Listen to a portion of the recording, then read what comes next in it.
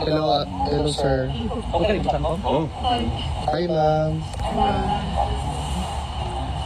Magandang araw sa ating lahat, mga kapartners. So, sir, naitugon si APRD sa Pinapabot niya yung pasasalamat niya sa patuloy niyong suporta sa kanya at pinapaalam niya sa buong sambayan ng Pilipino na patuloy po daw suportahan ang PDP laban Duterte Senators plus 2.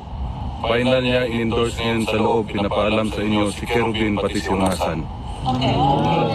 And with the emphasis na patuloy suportahan yung matalik niyang kaibigan na si Rodante Marcoleta. Yes po. Yun lang po at maraming salamat sa inyo lahat. Okay, thank you po.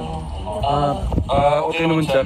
Okay sir. Nakita niyo si Senator Padilla nung nakulong, di ba?